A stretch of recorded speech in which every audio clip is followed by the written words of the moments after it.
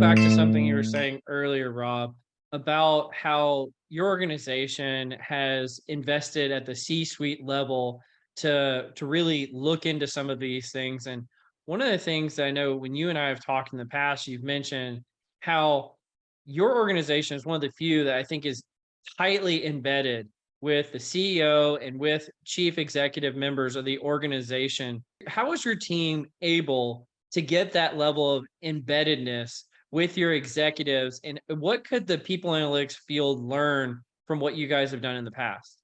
Well, it doesn't happen overnight. That's for sure, right? Maybe your experiences may vary with this, right? I might have gotten lucky. The way I viewed my role as the head of people analytics is sort of like a sales role and a networking role. I viewed it as part of my job to make sure I knew as many of the other leaders as possible and understand what they were focused on and so forth. So I always was just going around meeting everybody, talking to people, learning about the business, right? So that I could get people analytics to think about the things that, or at least present our findings and results and our work in a frame that makes sense for the business. I did get lucky, right? So I think some of the way that I was able to infiltrate, so to speak, right, and get the visibility and then the credibility and buy-in from the executives was opportunistic. So I think, Cole, I shared you one. It was an O&A example. Well, let's talk about it. Yeah, and it wasn't the highest value project, but it was one that at least highlighted that HR did have capability that most people didn't expect that we did. But it's also just a really cool, nerdy project. At the beginning of the pandemic, right, everything's now becoming virtual. And at Takeda, every year we would have these big sessions where they would bring the top 300 VPs and leaders across the organization to network with each other, to get to know each other, talk about the organization's biggest problems. This had always been done in person. You'd fly everybody from around the world to meet each other because, our leadership believes that they should all know each other. They should be able to really quickly solve problems with each other cross-functionally, right? So it's really important. So now you have to do this virtually. And our CEO was a little nervous, like, wait, well, how do we make sure that people can network with each other and meet new leaders? Like, how do we make sure that we're not losing something here? His chief of staff is a friend of mine, and she had reached out to me and said, Rob, like, do you have any ideas on how we could do this?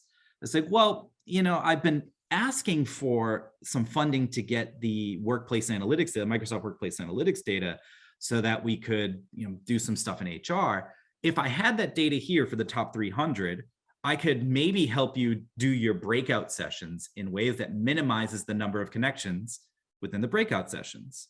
And they're like, oh, we love this idea because our company is really trying to go data and digital. So I got the little. So wait, we're trying to connect people that aren't otherwise connected into these breakout sessions. Yeah. Is that what you're saying? Yeah. Gotcha. So what I ended up doing was designing. Great use case. 30 tables of 10 people each that minimizes the number of connections, pairwise connections at that table. So when we did this, I couldn't believe it actually happened, but I had 0 connections at all 30 tables, which when I also then ran a simulation to say, what if you just did this randomly? Like, what is the probability that what I just did actually could be 0, given the actual networks? It was a 6 sigma event, right? Because the average number of connections would have been 5, right, at any 10-person table, and we had 0, which was so far. It was 3 sigma to outlier. So that was pretty cool, right? And so then our CEO loved this so much that one of his talks as part of the session was trying to advance our use of data and digital. So he actually had me put together a presentation, which even highlighted to them, it wasn't even by accident that you're all sitting together. HR used this technology to, use analytics to design this in a way to maximize the number of people you're going to meet. And if HR can do this, then why can't you? And from that point on, we were just getting asked more and more. And we kind of had a little bit of credibility, so that when I did make these requests to say, it was a big change for Takeda for me to get, for my team to get access to the individual level survey responses, like for our engagement survey and so forth. That would never been done in this organization ever. And it was not something that in the first year we did it that they would even entertain. But I think once we got a little bit of credibility there, we were able to kind of chip away, and people started asking more and more questions. And we were able to kind of get that seat at the table. And we were doing some pretty advanced work.